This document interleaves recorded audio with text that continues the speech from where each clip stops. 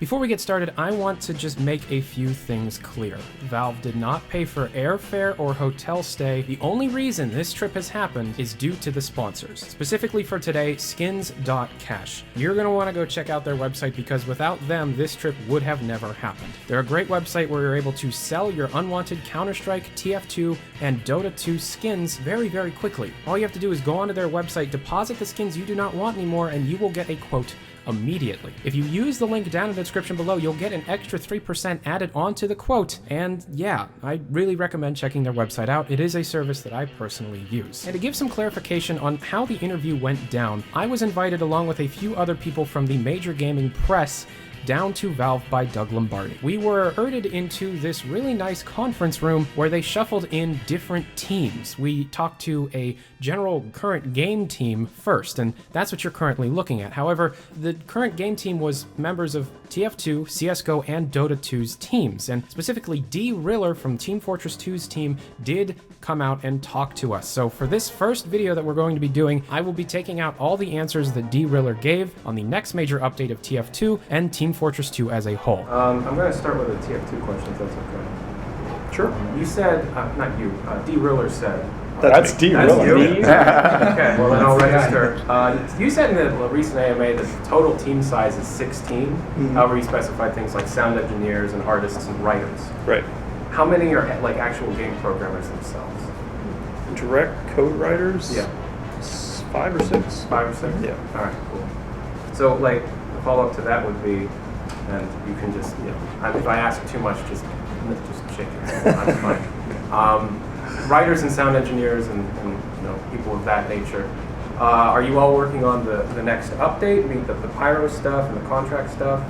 Like you need a writer for maybe the update being a bit bigger? Or? It's a range of things. Sometimes it'll be a comic for TF. Right. We just recently did the big comic after the holidays. Sometimes it's a new SFM short film. Sometimes it's update specific. And sometimes they help us with just writing blog posts too when we want to communicate about a specific thing. So like the humor, the Steve Buscemi skeleton thing. Right, yeah. I mean, I don't think you want to trust programmers to come up with that kind of stuff, right? So they help us out with flavor and things like that. We're working on our next major update. Internally, we refer to it as the Campaign 3 update. It's probably one of the biggest updates we've done. It is comprised of, as the name suggests, a new campaign, and in that campaign we've revamped how we're working on contracts and how we give them out to players. There's a lot more player choice now, so they'll be able to choose which contracts they're going to do and the types of rewards that they can work toward and try and achieve. Something we internally refer to as choose your own adventure. Along with that, we're doing the Pyro class pack. So the Pyro will receive a sort of a general balancing pass and new weapons to go along with it. So if you've seen some of our past class packs, you kind of get an idea of what to expect, where we sort of examine each slot and see what we'd want to put in it. Usually something that changes the class in some way, in some sort, some new gameplay twist.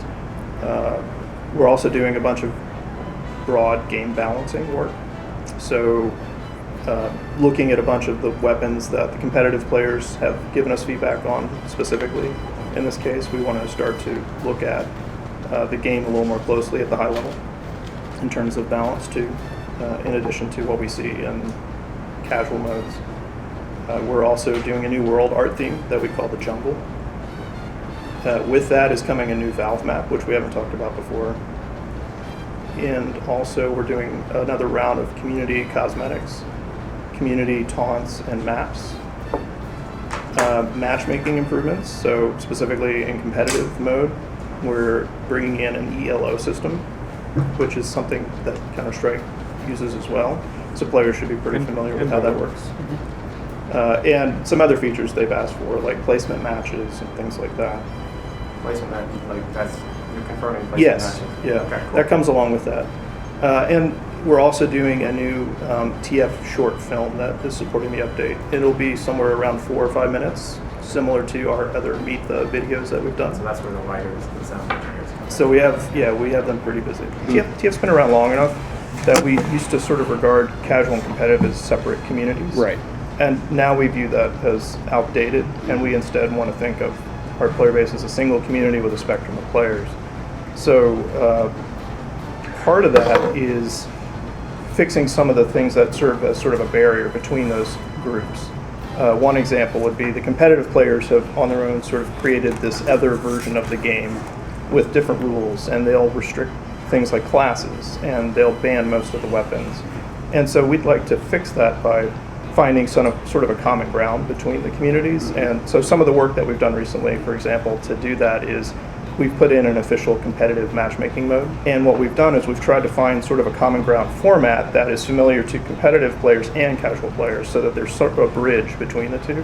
We're also doing things like trying to make competitive players a lot more visible to our casual players. So we've done things like in-game streaming lists of Twitch feed, streamers, so that players can see, oh, hey, there's somebody streaming and they're doing some competitive tournament stuff, and I'd like to watch that. Other things like we've done in-game announcements now for the major events and tournaments that are happening, and we do blog posts for them. So just building a lot more awareness of the different things that are going on and having a place where both those groups overlap. There's a lot more work we want to do there, but what we're basically working toward is trying to have that one audience that we're really serving. A follow-up to what you said earlier about the community cosmetic pack that you're working on for you said Camping 3 is what it's internally called. You recently put out to some of the community creators like a new guideline of what you're going to be having in community updates. Right. Now, this has made a lot of people in the community happy due to like, oh, this guy gets a whole bunch of stuff in, and we have a whole bunch of other people not getting anything in. Yeah. And it also seems to be somewhat of a response to like End of the Line and Invasion and the stuff that happened around that. The only problem that the community sees is that, does that mean the community updates are going to be bottlenecked by Valve's ability to get them out? Or will we even see dedicated community updates anymore from this point forward? So the previous model was we would work with a separate group of people and they would manage everything, and then we would try and figure out how to pull that into the game, and that had a bunch of rough points. We thought an improvement to that would be that we would announce a theme to the community, like we recently did with we mentioned a jungle theme and started saying, hey, if you're interested in contributing to a future update, start thinking about doing jungle-themed items and maps. That's in response to That is in Maya. response to feeling, Maya was already in development, but we were on a path toward the jungle thing. Oh, that was completely separate. It was incidental. Okay. But we think it'd be better that we are the ones who are helping the community in that respect, rather than having them go through third-party sort of gatekeepers, and for lack of a better description. And yeah, thank you very much for watching this bit of the interview. Unfortunately, right after these questions were asked, everybody wanted to start talking about CSGO gambling. So following this point, we ended up talking to the CSGO team for a very long time about gambling, and then a little bit about the next update. And tomorrow's video will be the CSGO questions. Once again, this video would not have been possible without skins.cash, so if you want to be able to get some money right now for your unwanted skins, I recommend checking out the link in the description below for an added 3% to the quote they give you. I'm going to be uploading these interviews every day until I'm out of them, so check them out when you see them in your subscription box. I'm Tyler McVicker, this is Valve News Network. Have a good day. Adios.